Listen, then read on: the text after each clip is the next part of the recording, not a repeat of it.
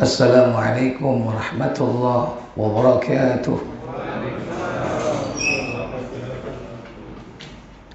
Innal hamdalillah nahmaduhu wa nasta'inuhu wa nastaghfiruh wa na'udzu billahi min shururi anfusina wa min sayyiati a'malina. Man yahdihillahu fala mudilla lahu wa man yudlil fala hadiya lahu. Wa asyhadu an la ilaha illallah wahdahu la syarika lahu wa asyhadu anna Muhammadan abduhu wa rasuluhu la nabiyya ba'da. Allahumma salli wa sallim wa barik ala Muhammadin sallallahu alaihi wa ala alihi wa ashabi wa man tabi'ahum bi ihsanin ila yaumiddin, amma ba'd. Pertama, kita bersyukur kepada Allah atas limpahan nikmat yang Allah berikan kepada kita semua. Semoga salawat dan salam selalu tetap terlimpah kepada junjungan kita, baginda Nabi Muhammad sallallahu alaihi wasallam. Demikian pula untuk keluarga beliau, keturunannya, para sahabatnya, dan seluruh pengikutnya hingga tibanya hari kiamat. Ikhwatal iman, a'izzakumullah, melanjutkan pembahasan tentang kitab hadis, yakni Al-Arba'un An-Nawawiyah. InsyaAllah pada malam ini kita akan melanjutkan hadis yang keempat dari kitab beliau, yakni hadis yang berkaitan dengan ketetapan takdir Allah Tabaraka wa Ta'ala secara al-umri, yakni yang ditulis ketika bayi itu berada di dalam kandungan ibunya. Hadis yang diriwayatkan dari sahabat Abdullah bin Mas'ud radhiyallahu ta'ala anhu. An Abdillahi qal, dari Abdullah bin Mas'ud. Yang dimaksud Abdullah di sini adalah Abdullah bin Mas'ud radhiyallahu ta'ala anhu. Ia berkata, haddatsana Rasulullah sallallahu alaihi wasallam, telah menceritakan kepada kami, yakni Nabi atau Rasulullah sallallahu alaihi wasallam, yaitu kepada siapa? Abdullah bin Mas'ud. Wa huwa as-sadiqul masduq, beliau adalah as-sadiqul masduq, yakni orang yang benar dan dibenarkan.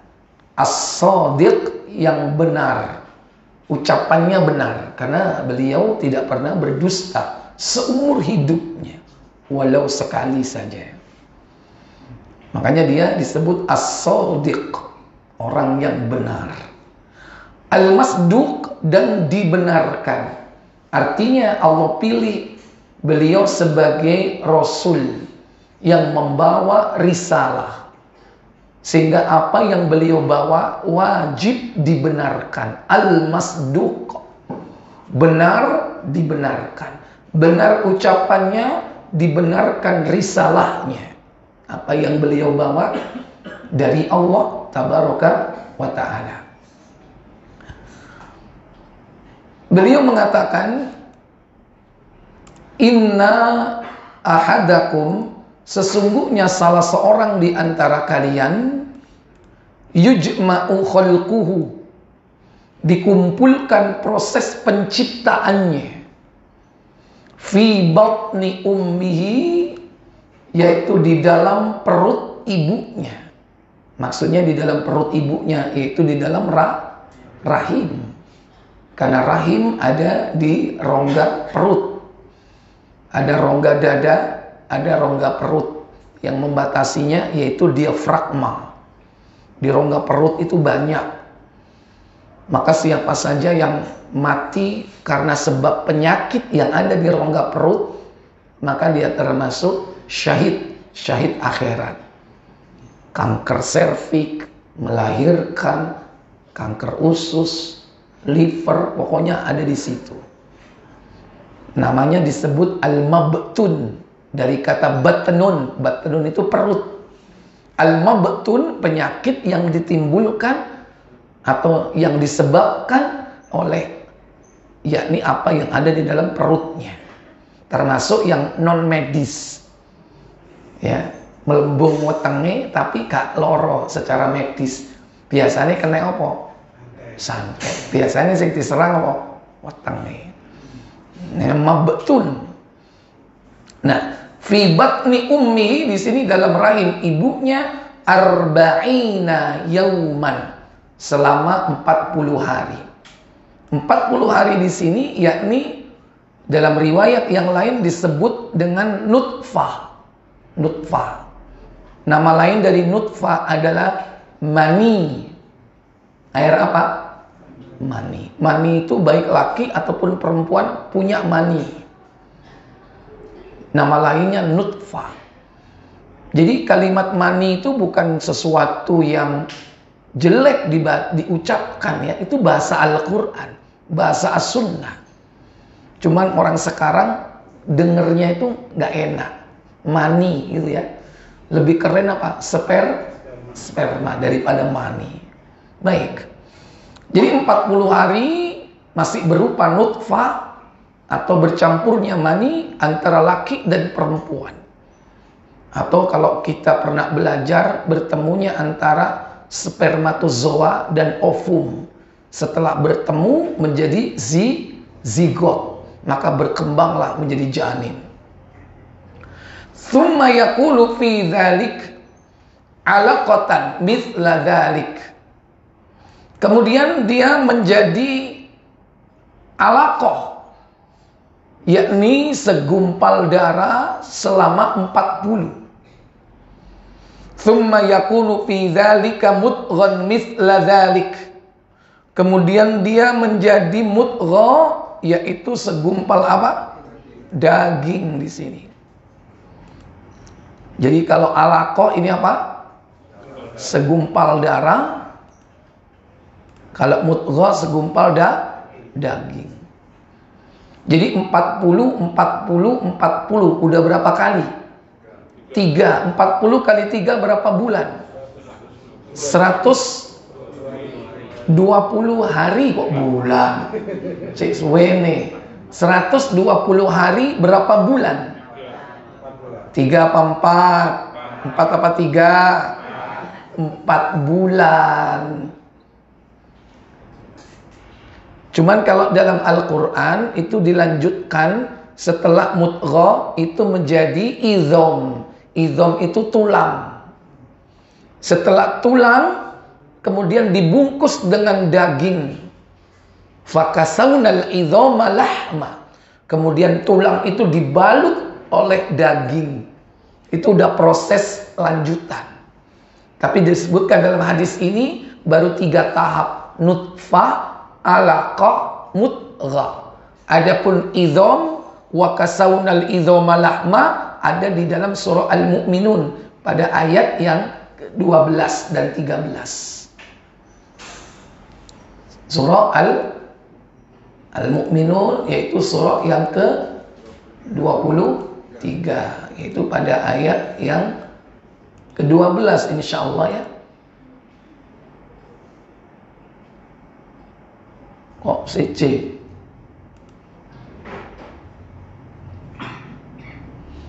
Nah, keliru ini.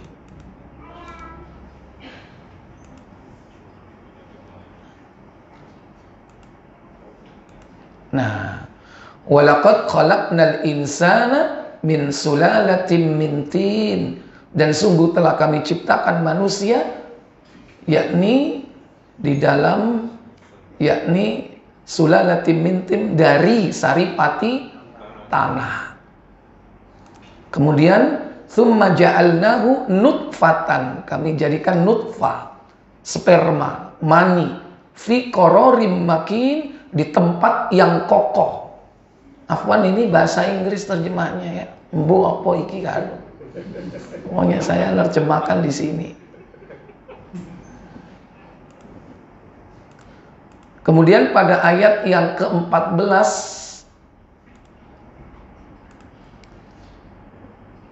tsumma khalaqnan nutfata, kemudian dijadikan nutfah itu menjadi alaqah, segumpal daging setelah mani, segumpal darah dulu ya, segumpal darah.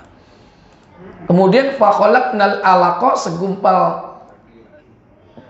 segumpal darah dulu dijadikan, setelah itu segumpal apa? Daging, mudghah. Fa khalaqnal mudghata idzaman. Nah, di sini idzam dijadikan, yakni setelah daging itu apa? Berupa idzam. Ya. We made the lamb bones. Ya, benar ya? Bo karo. Kami jadikan apa? Yakni idzam. Ya. Fakasaunal idzoma, kemudian idzom, tulang itu dibalut. Fakasauna, kami balut dengan apa? Lahma. Apa lahma? Daging.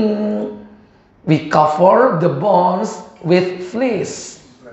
Ya, bo pok harus pokoknya iku. Ya. Biasanya bahasa Jawa. Baik, ini lebih advance, penjelasannya lebih panjang ya daripada dalam hadis ini. Mudghah terakhir. Nah, apa yang terjadi ketika usia 4 bulan itu?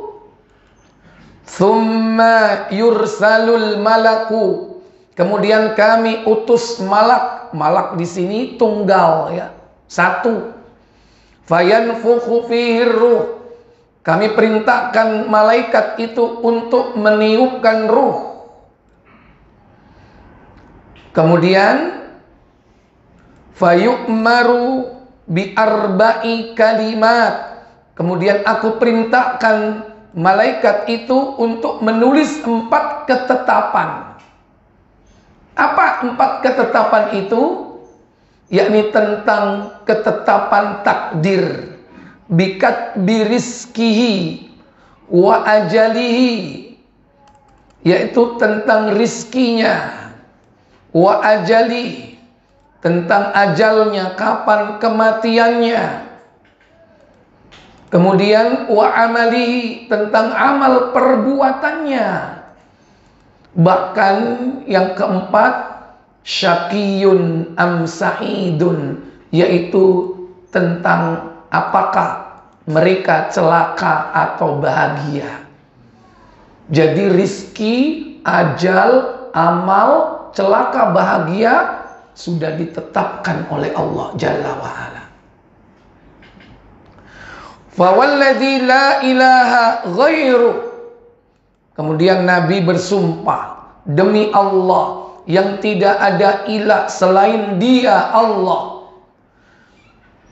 Inna ahadakum, sesungguhnya salah seorang di antara kalian, la ya'malu bi amali ahlil jannah, yang beramal dengan amalan-amalan ahli surga, hatta ma yakunu bainahu wa bainaha illa dhira', hingga jarak antara dirinya dengan surga, hingga tidaklah jarak antara dirinya dengan surga melainkan illa dhira'un, yaitu sehasta. Fayasbiqu alaihil kitabu, Maka ketetapan takdir Alkitab mendahuluinya. Ketetapan takdirnya mendahuluinya.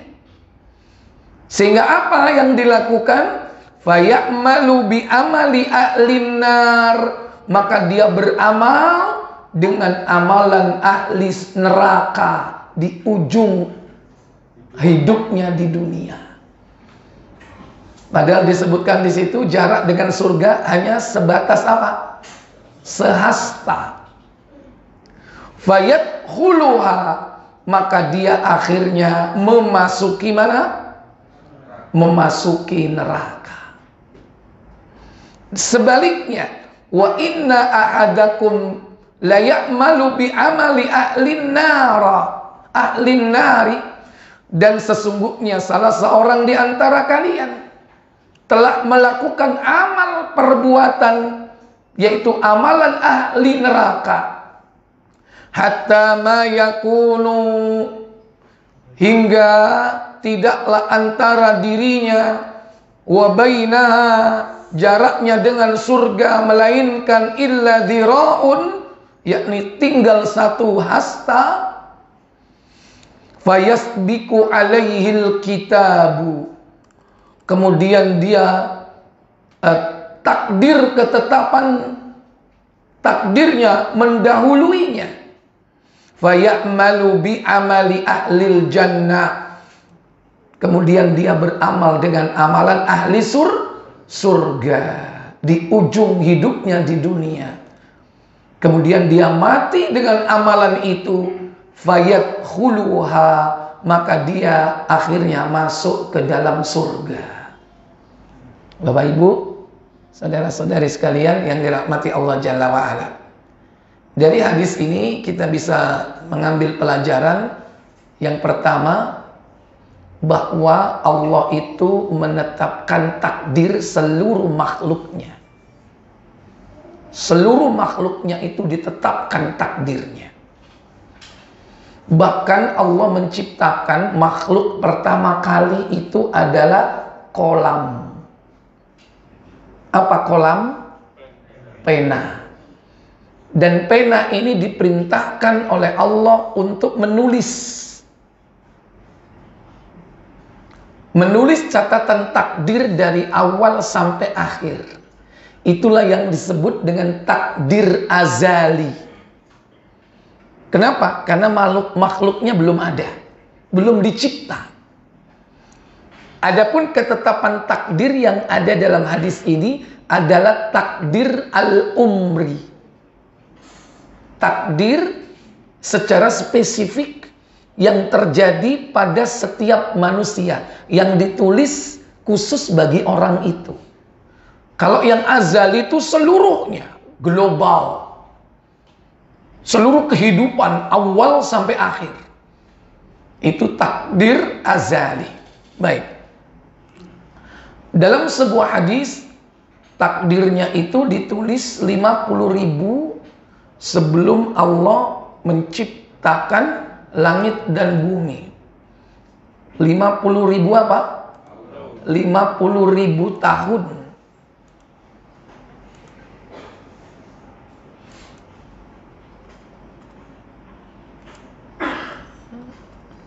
Ini kok nggak bisa ini.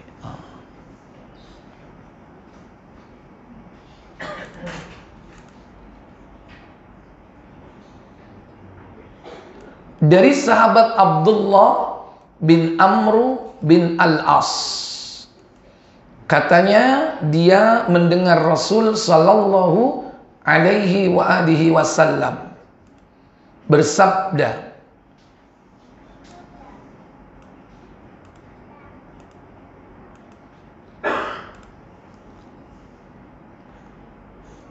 Allah Ta'ala telah menetapkan segala takdir bagi seluruh makhluknya.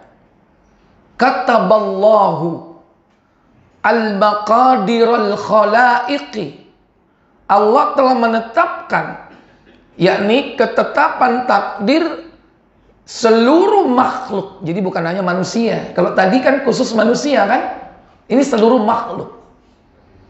Yakni bi khamsina alfan, 50.000 tahun qabla ayyakhluqas samawati wal arda, sebelum Allah menciptakan langit dan bumi. Manusia sudah ada atau belum? Belum ada. Jangankan kita, langit aja belum ada. Bumi belum ada. Duluan mana langit, bumi? Duluan mana langit sama manusia?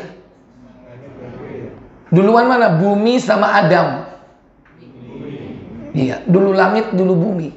Adam itu berarti yang terakhir, pamungkas. Terakhir makhluk dicipta itu Adam. Hari apa? Hari Jumat. Antara apa dan apa? Sesudah asar sampai malam maghrib. Dilulang. Ya, mulai dari asar, setelah asar sampai malam. Itu di hari Jumat Allah ciptakan Adam setelah seluruh makhluk tercipta. Nah, 50.000 tahun sebelum Allah menciptakan langit dan bumi, Allah sudah menulis ketetapan takdir. Jadi segalanya itu sudah terencana, sudah ditulis. Wa arsyuhu, dan ketika itu arasy Allah alal ma, berada di atas air. Itu arasynya. Jadi ini takdir azali. Dan Allah tabaraka wa taala menciptakan makhluk yang pertama apa tadi? Kolam. Saya tulis di sini, coba keluar nggak ya? Nggak keluar. Keluarnya itu ada di Tirmidzi. Kita coba buka Tirmidzi. Tolong dibantu, Tirmidzi 2155.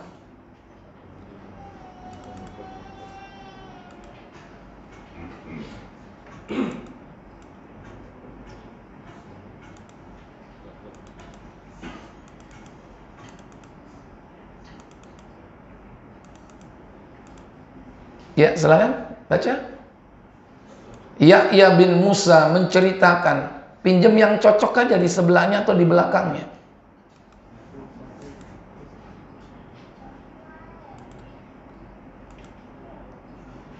Yuk.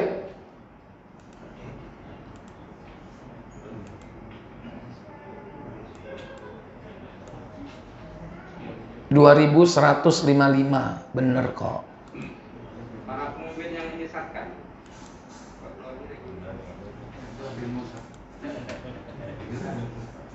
Nah, pinjem HP temennya. Nah, gitu. Yahya bin Musa menceritakan kepada kami, Abu Daud At-Tayalisi menceritakan kepada kami, Abdul Wahid bin Sulaim menceritakan kepada kami. Ia berkata, aku pernah datang ke kota Mekah. Di sana aku bertemu dengan Attab bin Abu Rabah.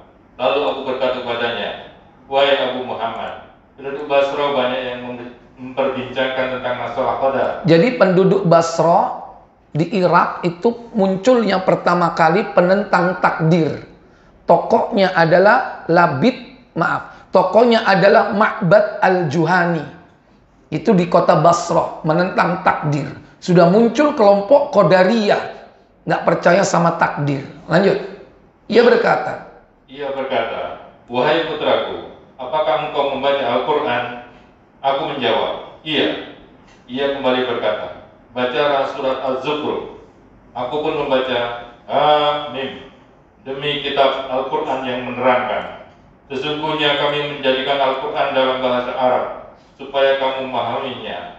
Dan sesungguhnya Al-Quran itu dalam induk Alkitab Lauh Mahfuz di sisi kami adalah benar-benar tinggi nilainya dan amat banyak mengandung hikmah. Quran surat Az-Zukhruf ayat 4. Lalu Dia lalu bertanya, tahukah kamu apa yang dimaksud dengan umul kitab? Aku menjawab, Allah dan Rasulnya lebih mengetahui. Dia berkata, ia adalah kitab yang ditulis Allah sebelum dia menciptakan langit dan bumi. Ia adalah kitab yang ditulis Allah sebelum Allah menciptakan langit dan bumi. Terus, Di dalamnya telah ditetapkan bahwa Fir'aun termasuk penghuni neraka. Padahal orangnya sudah ada atau belum? Sudah ditulis, Fir'aun bakal nyemplung neraka.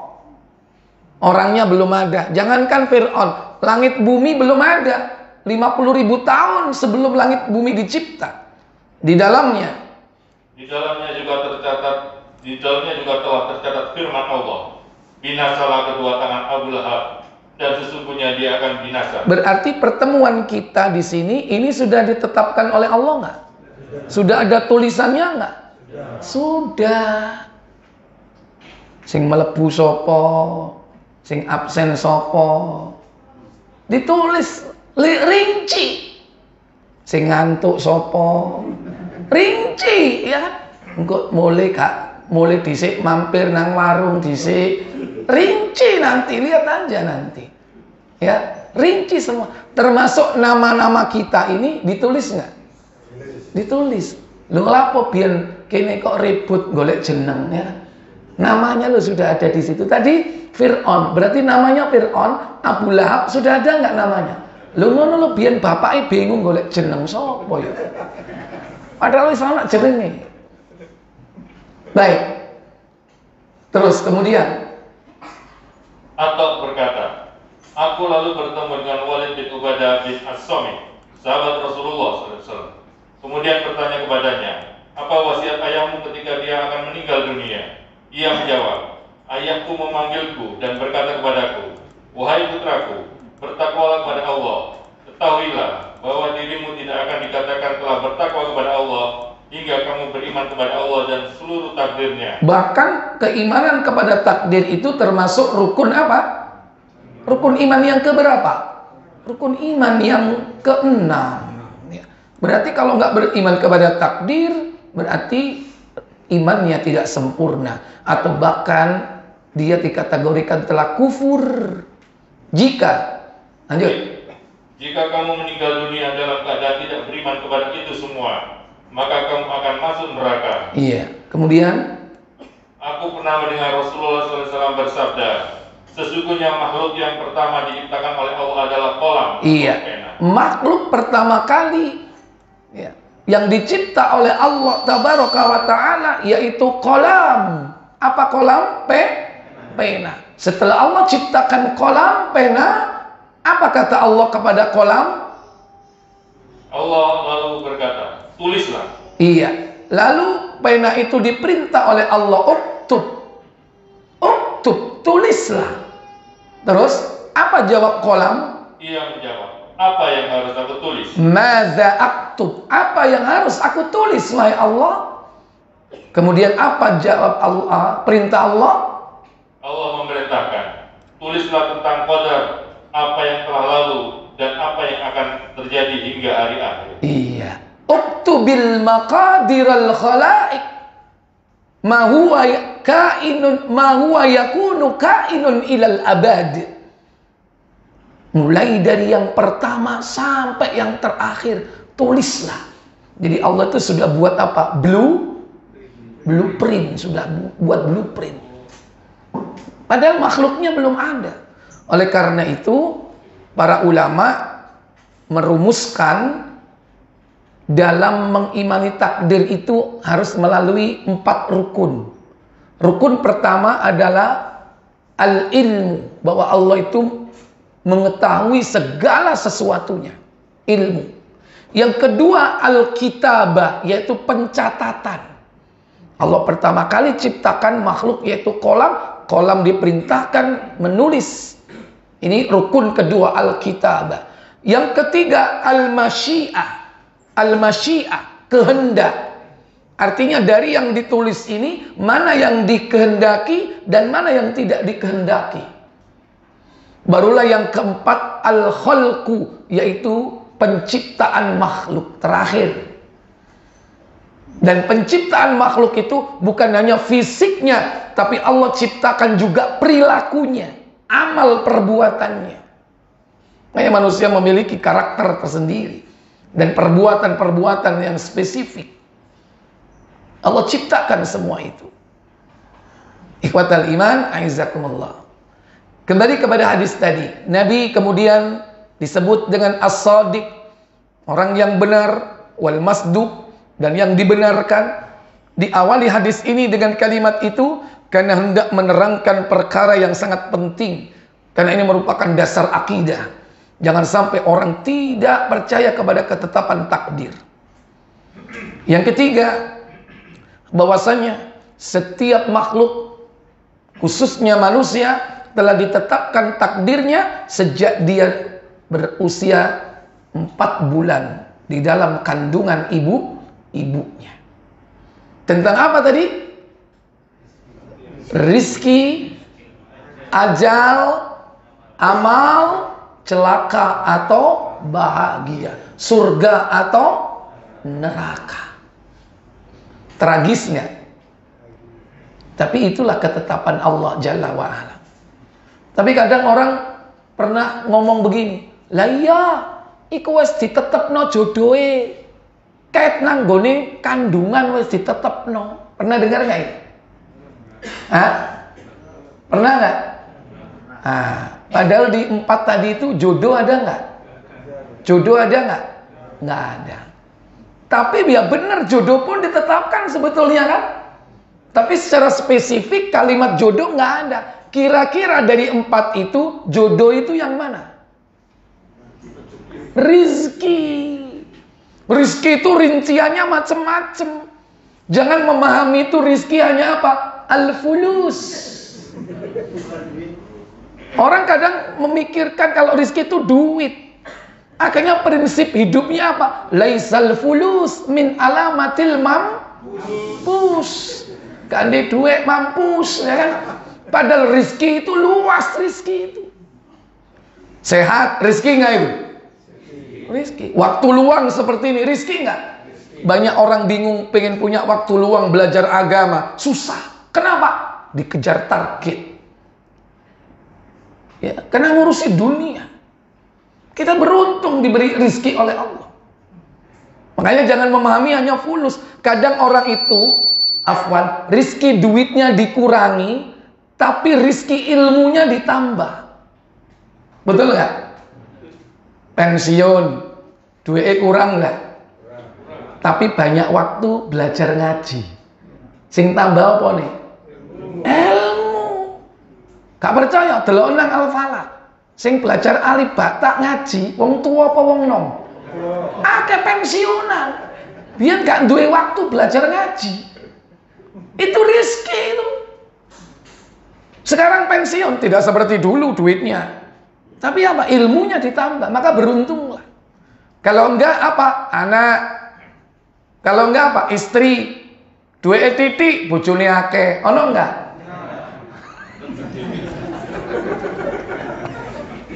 Kae enak contohe rek. Enak ndi? Duwe akeh, bojone enggak duwe bojo, ya kan? Duwe gak duwe duit, bojone akeh.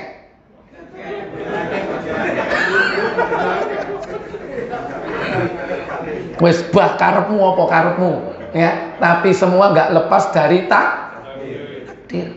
Maka saya ingatkan ibu-ibu, gak usah bingung bu. Apa? Bapak itu lo kepingin kawin, ojo dilarang. Kenapa? Nek gak ono takdir, gak nemu masih bendino hunting. Ya, gak nemu. Kenapa? Gak ada catatan di takdirnya, gak ada. Umpama nemu, ya sudah toto-toto arep nikah besok buyar. Kenapa? Gak ada catatannya. Makanya ibu-ibu harus kuat imannya, keyakinannya kepada takdir. Gak usah ngelarang-larang. Rabio pak, rabio gak apa-apa. Nek gak takdire gak kira. Ya, tapi kalau sudah takdir, meskipun sampean larang-larang tetap dimudahkan oleh Allah Jalla wa'ala. Orang kalau sudah ditulis takdirnya itu dimudahkan. Itu apapun. Sehingga ada kaidah, dan itu sabda Nabi, kullun muyassarun lima khuliqalah. Segala sesuatu itu dimudahkan sesuai dengan tujuan penciptaannya. Fir'aun ditakdirkan memusuhi Nabi Musa. Gampang nggak dia memusuhi Musa? Gampang. Dimudahkan. punya power, punya kekuasaan, punya tentara, dimudahkan memusuhi para nabi dan rasul. Karena itu takdirnya, sudah jalan hidupnya, sudah suratan di Lauhul Mahfuz, makanya jalan lancar. Makanya hati-hati, orang itu kalau dimudahkan untuk berbuat maksiat, jangan-jangan itu apa? Iya, aku lho kok nek nglakoni elek kok gampang. Nek dijak sing apik kok wangil. Dijak salat iku lho wangil, aku cedhak masjid. Tapi nek dijak dugem, pendino iso berangkat sik kuat. Mas yo mulai jam 4 isu, meneh budal maneh. Duwe ono, mobil ono, konco akeh, kok gampang ya? Hati-hati. Baik. Ikhwatal iman aizakumullah. Kemudian disebutkan seseorang yang beramal dengan amalan ahli surga sehingga jaraknya antara dirinya dengan surga itu hanya satu hasta. Satu hasta. Maksudnya bukan jaraknya dengan surga itu secara hakiki, real, ya kan? Nek sahasta berarti kena mambue kan? Nikmat. Wong surga iku ambune sudah dicium jarak berapa? 500 tahun. Lagi mek satu hasta ya wis enak Mas yo gak melebu. Oleh apa nih? Ambune. Yang dimaksud jaraknya cukup atau cuman satu hasta yaitu dekat dengan kematiannya. Artinya dia beramal dengan amalan ahli surga sampai menjelang kematiannya, hampir dekat dengan kematiannya, tapi suratan takdirnya menetapkan dia ahli neraka. Akhirnya apa? Hidupnya diakhiri dengan amalan ahli neraka.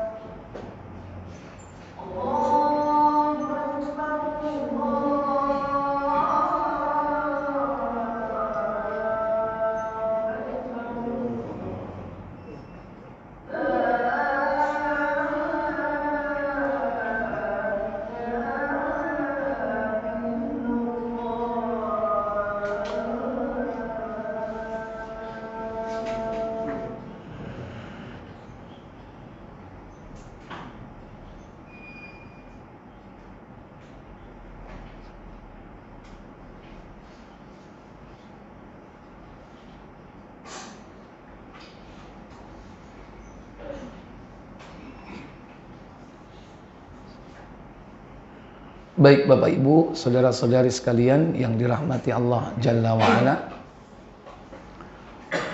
Yang pertama tadi, bahwa segala sesuatu sudah ditetapkan takdirnya. Maka kita diperintah untuk beramal, bukan menunggu suratan takdir. Karena segala sesuatu itu akan dimudahkan oleh Allah sesuai dengan tujuan penciptaan kita. Kalau Allah menakdirkan seseorang itu jadi dokter, dimudahkan dia. Mulai sekolah, pinter, bintang kelas, masuk ke dokteran, otaknya encer, biaya juga ada ya. Keluar jadi dokter, sekolah lagi, ambil spesialis, dimudahkan jalannya. Tapi kalau Allah menulis catatan takdirnya, dia bukan seorang dokter, penciptaannya bukan menjadi seorang dokter, sekalipun duit ada, otak encer, bapaknya dokter, ibunya dokter, mbak dokter, dia sekolah kedokteran, lulus, beliau apa? Jadi seniman, ono enggak? Itu karena ketetapan takdir Allah Jalla wa'ala. Segala sesuatu dimudahkan sesuai takdirnya. Ya, wallahu a'lam. Baik, waktu yang sangat singkat sekali. Saya buka saja tanya jawab supaya cukup bagi kita untuk memahami. Silakan kalau ada pertanyaan, saya beri waktu. 1, 2, baik. Silakan. Oh, 1 izin ya namburi ya. Situ berarti. Silakan Pak. Mic-nya dikasihkan ke sana.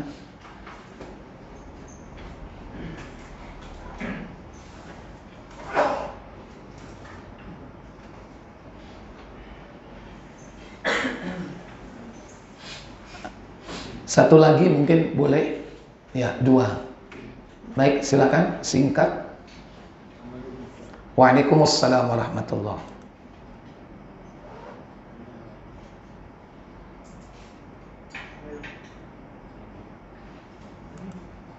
Saya mau tanya sedikit. Ya, fadhal. Apakah orang yang mati bunuh diri itu memang sudah tertulis takdirnya sejak di Lauh Mahfuz bahwa dia akan bunuh diri, atau dia menentang takdir?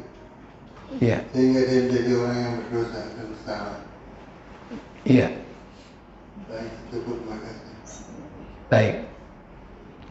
Jadi Allah Tabaraka wa Ta'ala itu menetapkan kematian seseorang meliputi waktunya, tempatnya, dan juga cara matinya. Termasuk dalam hal ini apa? Yaitu kematian dengan cara bunuh diri. Itu termasuk ketetapan takdir Allah Jalla wa'ala. Maka tidak ada istilah menentang takdir, tidak. Karena takdirnya memang seperti itu, dia mati dengan cara gantung diri, mati dengan cara menjatuhkan diri dari tempat tinggi, dengan cara memutus urat nadi. Makanya orang yang mati bunuh diri, dia akan disiksa oleh Allah Jalla wa'ala kelak di hari kiamat dengan cara bunuh dirinya. Kalau yang memutus urat nadi, begitulah siksanya, terus menjatuhkan dari tempat tinggi, begitulah dia terus menjatuhkan diri dari tempat tinggi. Wa ma tadri nafsun bi ayyi ardin tamut, dan tidak seorang pun tahu di mana, di bumi mana dia akan mati. Dan dengan cara bagaimana dia akan mati, nggak tahu. Orang yang bunuh diri juga nggak tahu dengan cara apa dia akan mati. Yang jelas ketika menjelang kematiannya mau bunuh diri, sudah gelap mata dia, sudah keadaannya tertutup segala cara dan jalan, sehingga dia putus asa, ingin menghabisi nyawanya, karena dia pikir dengan cara itulah segala urusan selesai. Itu karena lemahnya iman. Orang kalau memahami takdir dengan baik, apapun musibah yang menimpanya, dia sabar, tidak sampai putus asa. Baik, silakan. Singkat saja Ustaz, di 50 tahun sebelum penciptaan langit bumi itu dimensi waktunya apakah sama atau beda dengan dimensi waktu sekarang? Iya, wallahu a'lam. Tidak disebutkan secara rinci dimensi waktunya itu mengikuti padang mahsyar atau mengikuti akhirat. Karena ada dua kriteria. 50.000 tahun itu waktu di padang mahsyar. Konversi sehari di padang mahsyar 50.000 tahun. Konversi akhirat kalau sudah di surga dan di neraka itu 1000 tahun. Kalau 50.000 tahun itu konversi di padang mahsyar. 50.000 tahun sehari di padang mahsyar, 50.000 tahun di dunia. Dalam surah Al-Ma'arij. Dibuka surah Al-Ma'arij, yaitu surat 70, 60, 70 ya. Yaitu pada ayat yang kelima insyaallah. Afwan, ayat yang keempat. Ta'rujul malaikatu warruhu ilaihi fi yaumin kana miqdaruhu khamsina alfasana. Ya. Para malaikat dan Jibril naik menghadap kepada Rabb-Nya dalam sehari setara dengan 50.000 tahun. Iya. Dalam sehari setara apa? 50,000 years ya, 50.000 tahun. Ya, sekarang yang ke 1000 itu kalau sudah masuk surga neraka ada di surah As-Sajadah. Surah yang ke-32. Surah As-Sajadah ya, yaitu pada ayat yang kelima. Yudabbirul amra minas samai ilal ardi thumma ya'ruju ilaihi fi yaumin kana miqdaruhu alfasanatim mimma ta'uddun. Apa kata Allah? Dia mengatur segala urusan dari langit ke bumi. Kemudian urusan itu naik kepadanya dalam satu hari yang kadarnya atau lamanya adalah 1000 tahun menurut perhitunganmu. Iya, 1000 tahun menurut perhitungan waktu sekarang. Entah yang mana di antara ini, wallahu a'lam. Tidak disebutkan dalam hadis itu secara rinci. Tapi 50.000 tahun sebelum Allah ciptakan langit dan bumi itu panjang apa pendek? Panjang, sampai tengok laut pun suwe ini sakmono ya, suwe banget itu. Kita aja usia 100 tahun aja rasanya lama ya. Padahal nanti di akhirat jika dibandingkan dunia dan akhirat, iyalah kita di dunia ini hanya 1,5 jam. Ibarat kalau waktu di akhirat yaitu 1000 tahun. Sehari di akhirat 1000 tahun. 1 jam ibarat 1,5, kurang lebih. Wallahu a'lam. Ya. Baik, saya pikir cukup sampai di sini. Mudah-mudahan bermanfaat untuk kita semua. Kita tutup dengan kafarat majelis. Subhanakallahumma wa bihamdik asyhadu an la ilaha illa anta astaghfiruka wa atubu ilaik. Wassalamualaikum warahmatullahi wabarakatuh.